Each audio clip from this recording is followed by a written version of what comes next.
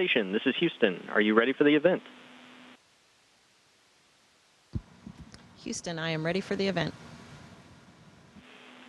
People Magazine, this is Mission Control Houston. Please call station for a voice check. Station, this is Tom Knepp with People Magazine. How do you hear me? Hello, Tom. I hear you loud and clear. Hi, Megan. Good to talk with you again. Yes, good to talk with you again, Tom. This is a first for me. So, but thank you for doing this. Where are you now exactly in the ISS? So right now, I am in the Columbus module, which is the European Space Agency's laboratory module as part of the U.S. operating system on the International Space Station. And what country are you over? Well, when I just checked our map, we are over Australia right now. We spend a lot of time over the ocean, of course, but right now we're over Australia, and it's dark there right now. So it's nighttime. It gives me a good sense of where you are. I know you've been up there about a month. How's it going? Well, it's going really great, actually. It's an amazing thing to get to spend this much time in space and really get used to it, start to adapt to the environment and get efficient moving around and living and working in space. It's really been incredible. I bet. It's a once-in-a-lifetime experience, obviously. I know, that the ISS has been on the news this morning with regard to the space debris that put a hole through the robotic arm. Can you talk about that a little?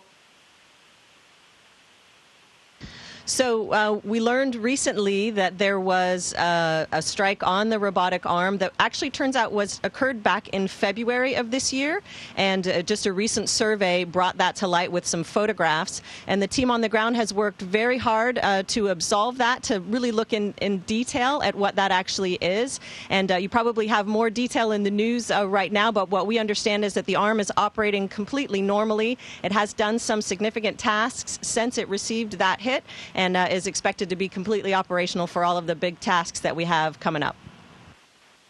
And I understand you had to dodge a piece of space debris on your way in the Crew Dragon to the space station. Is that true?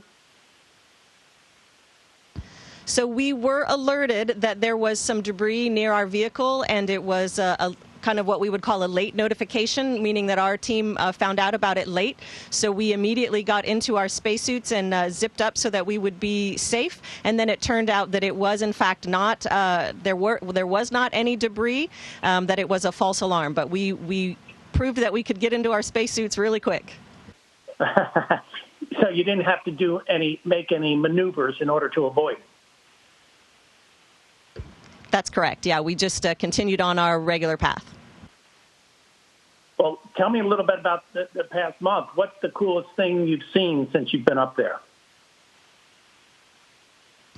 Well, Tom, one of the things that I love to do when I have the time is to look out the window. We have several different windows on the International Space Station, and we spend a lot of time over the ocean, and so sometimes you can see these very large thunderstorms out over the ocean. And I saw something recently that I've never seen before, which I think is sort of lightning related, but it was actually lightning that came up away from the surface of the Earth.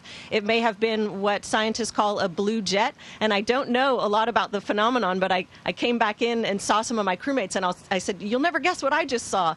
And I described it to them, and they said they thought it was one of these blue jets that's a lightning-related phenomenon that's very rare. So it was pretty cool to see it.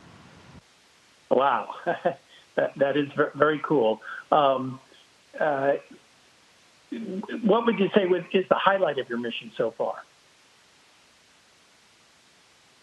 Well, certainly launch and docking was a big highlight for us. And then once on the International Space Station, I would say that from a science perspective, getting to operate with the Celestial Immunity Project, which is a study that looks at immune function and could contribute to developing vaccines back on Earth, that was a real highlight for me, getting to participate. I'm not a biologist by training, and so I had a camera over my shoulder with an expert talking me through it every step of the way. And that was very exciting to be so hands-on involved in an important research research project like that. We have a launch of a SpaceX cargo vehicle coming up this weekend, bringing 7,000 pounds more science to us. So we're excited to get that here, get it unpacked, and get started with all of that. That will include a couple of spacewalks, and so we are preparing for that as well. And I know those are going to be a real highlight too. Wow. Are you expecting any treats from Bob and Theo? Are they sending anything up to you? I think we can expect a care package, and I know the team back home will focus on sending us some fresh food as well, maybe some citrus, but I expect there'll be some special care package in there from Bob and Theo as well. Yeah. I know you have a packet of food there with you right now? I do have some food I can show you. We have a pretty varied, different kinds of food up here. That some of it's dehydrated that we have to rehydrate. Some of it has been heated to preserve it, so we just have to reheat it. I'll show you what that different packaging looks like. This is the food that is already hydrated, so we just have to heat it. So it looks similar to the kinds of meals that our soldiers get in the field. This is actually brown rice in this packet right here.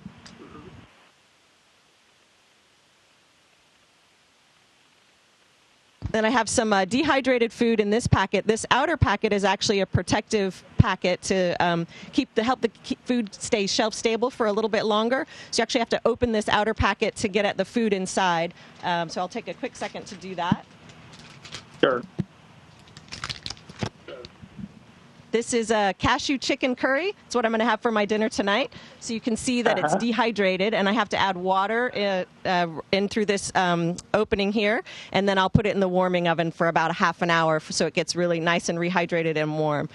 So that's pretty nice. We also, of course, have a variety of different drinks. The food lab packed me my favorite tea that I turn into iced tea. We do have a teeny tiny refrigerator on board that we can cool off some drinks or small food packets. So they really do take care to try to give us lots of different variety in flavors and textures and temperature as well. But it has to be pretty, it can't be, you can't have any crumbs when you're eating, is that right? Well, we do try to minimize crumbs. We don't have a lot of bread up here, but we do have some crackers and cookies that will make crumbs. And then, of course, the liquid food, if you move too fast, you can spray little droplets of liquid everywhere. So you try to be really careful, and you don't wear your nice shirt to dinner. Now, what did you have for breakfast this morning? This morning I had, I had grits with butter and some sausage. Well, that sounds pretty good. Tell me, what is it like viewing the stars from up there? I imagine it's just incredible. With no light pollution, the stars must look just phenomenal.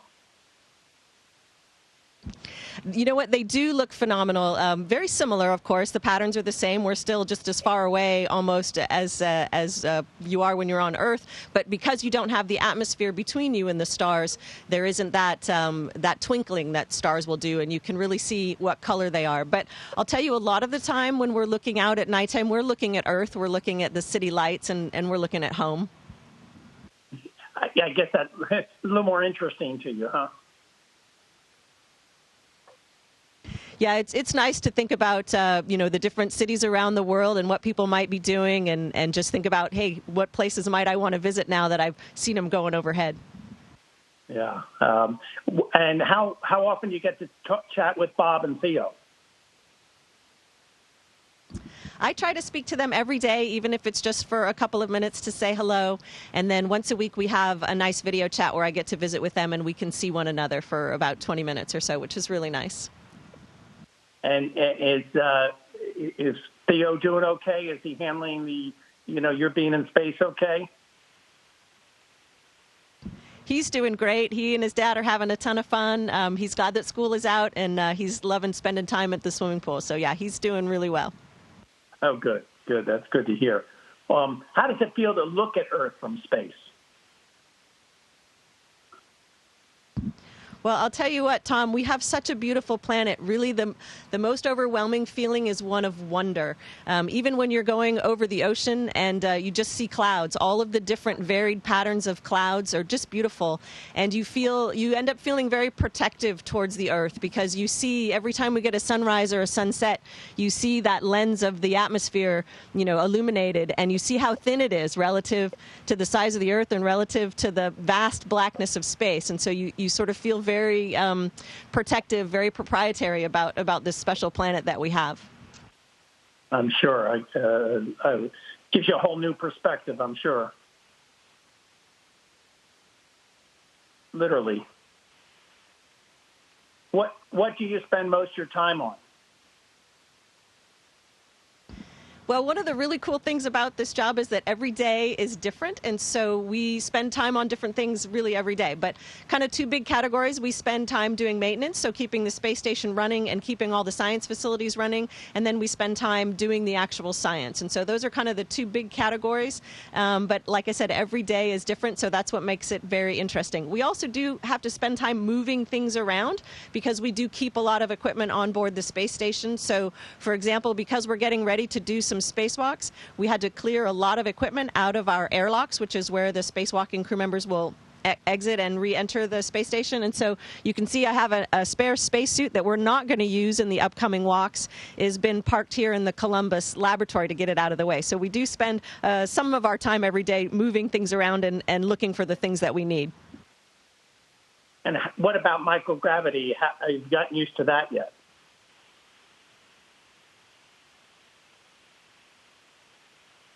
Well, I'll tell you what, it's pretty great. It's a ton of fun. It's a wonderful way to move around. I feel like I get a little bit better and a little bit more efficient every day. And I, am trying off different maneuvers as I take a corner at high speed or changing speed.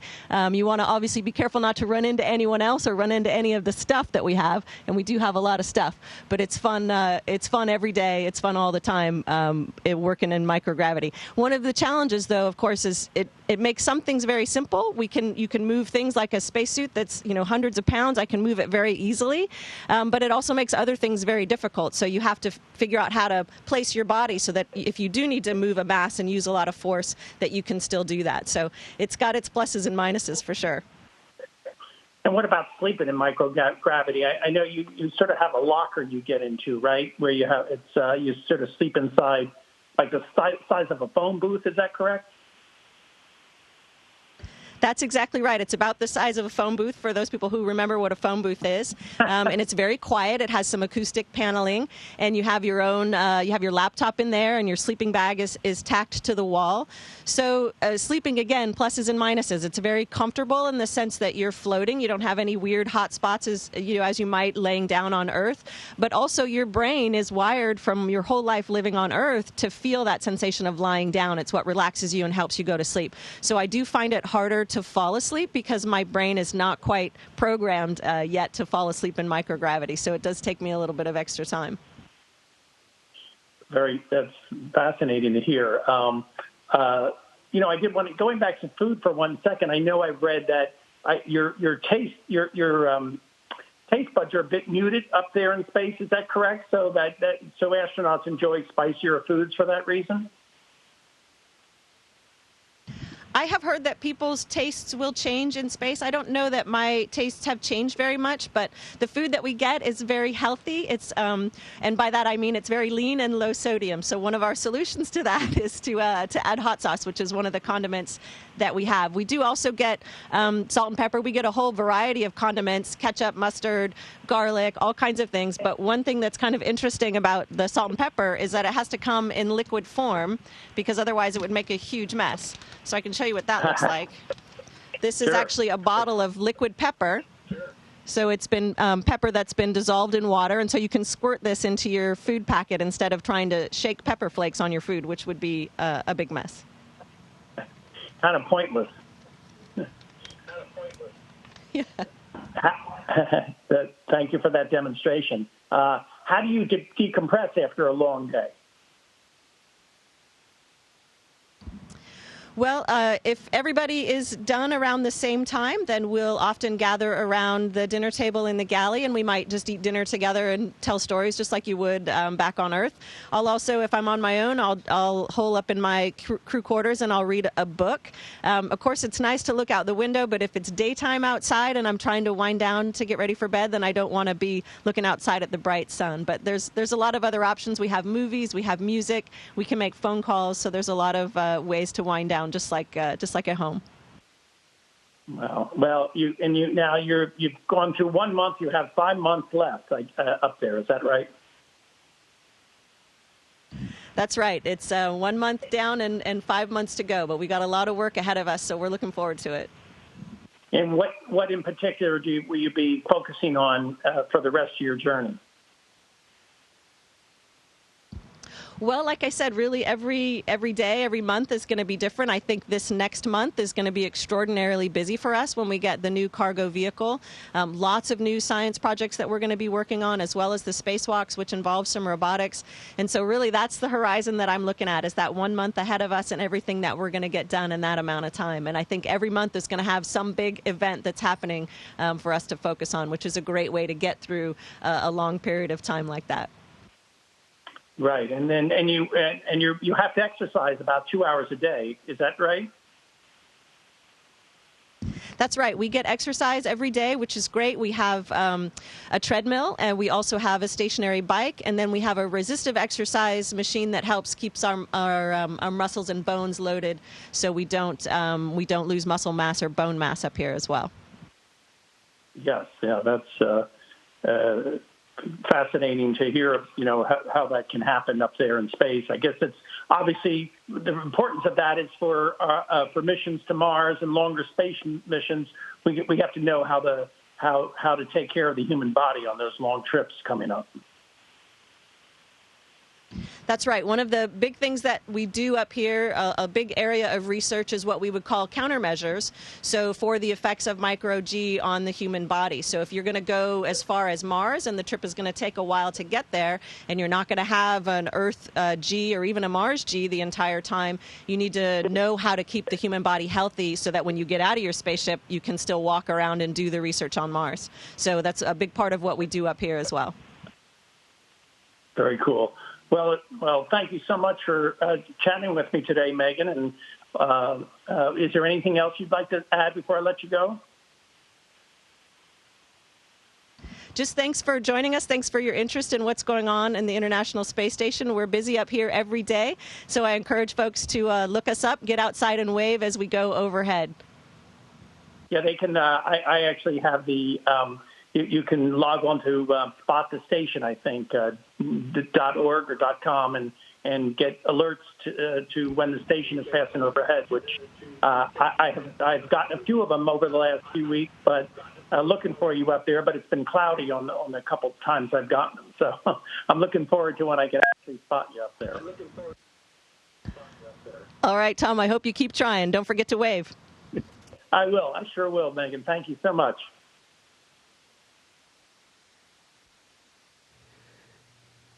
Station, this is Houston ACR. That concludes the event. Thank you.